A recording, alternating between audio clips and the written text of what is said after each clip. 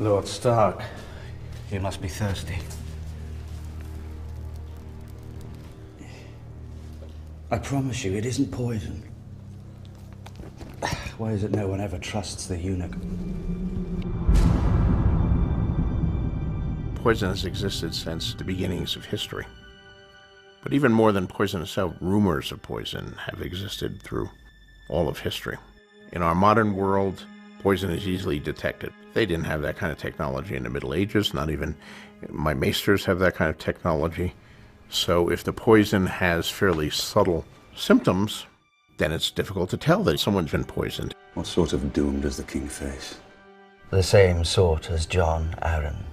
The tears of Lys, they call it. A rare and costly thing. As clear and tasteless as water, it leaves no trace. One of the events which triggers really the whole series is the poisoning of John Arryn. His sickness struck him very hard and very fast. So much of what follows is triggered by that act. And you're quite certain he died of a natural illness? Well, what else could it be? Poison. What sort of man would dare? I've heard it said that poison is a woman's weapon. He was poisoned by his wife, by Lysa, at the behest of Littlefinger to destabilize the realm and to create the kind of chaos in which he might rise further. You gave me those drops and told me to pour them into John's wine, my husband's wine. When you told me to write a letter to Kat, telling her it was a Lannister. And killed him very quickly, thereby setting in motion the whole Lannister-Stark conflict. My lady, you are from Westeros. You have the honor of addressing Daenerys of the House Targaryen. Dany is with child, and the word has reached the Seven Kingdoms, and Robert is furious with this. I want him dead, mother and child both. He knows that a true-born Targaryen child would be a great threat, particularly a male child. I have a dry red from the arbor, nectar of the gods. Let me give you a cask. Poisoning the wine is certainly a big motif throughout the show, and you'll see it used again and again. Taste it, my lord. Tell me that that is not the finest wine that has ever touched your tongue. You first.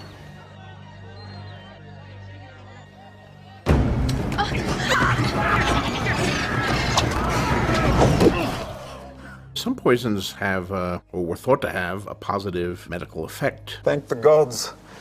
I haven't had a proper shit in 6 days. Sometimes the cure was worse than the disease, and the purgative would end up killing them, but, all of these things were tried. 2 drops with water daily. So there were reasons to have poisons around more than just, I might need to poison my mother. One of the more memorable poisoning instances for me is when we first meet Melisandre and we're in Dragonstone for the first time, and the maester there tries to poison her. He thought Melisandre was dangerous and was leading Stannis down the wrong path. Shall we drink together? He's actually willing to sacrifice himself and both drink from the same cup, not realizing that Melisandre's magic will protect her and won't protect him. Melisandre had taken steps so that the poison didn't affect her, but killed him. It's interesting to see how it works for some and backfires for others. Everyone, silence! There's been too much amusement here today. A royal wedding is not an amusement. A royal wedding is history. Poison is considered a very devious way to kill someone because it's a way to kill someone without the victim knowing who did it. The Queen of Thorns was not going to let her beloved granddaughter marry this monster. He was the perfect opportunity to get rid of him. Good. Hopefully in a way that would make it seem like choking. She layered in all sorts of false leads too, so that if people did suspect murder, they wouldn't suspect her or House Tyrell in general. He's choking!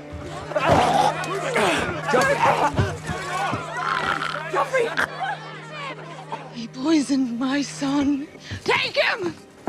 Poison is one of the more terrifying ways to kill people just because it's the silent, deadly killer from out of nowhere. You may not have enjoyed watching him die, but you enjoyed it more than you would have enjoyed being married to him, I can promise you that. This season, I think it's important because Oberyn was such an important figure last year, and Oberyn was a master poisoner. Some believe the king choked. The king was poisoned. I hear you studied poisons at the Citadel. I did. This is why I know. But a Red Viper was charged famously with poisoning his weapons. You arrive at the capital an expert in poisoning. Some days later, my grandson dies of poisoning. Rather suspicious. Why haven't you thrown me in a dungeon? We find out later that he did poison the spear that he used to fight the mountain.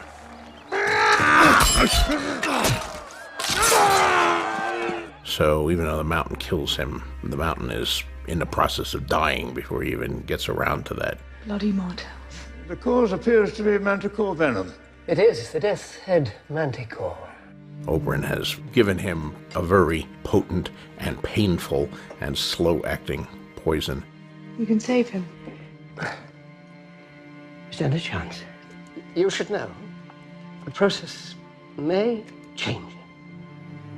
Will it weaken him? Oh, no. Very well, then.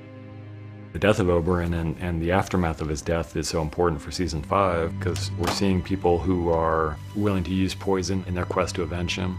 And you're seeing people like the Faceless Men with Arya who will use any method to kill someone. It doesn't matter how you kill someone. It's not the means, it's all about the ends.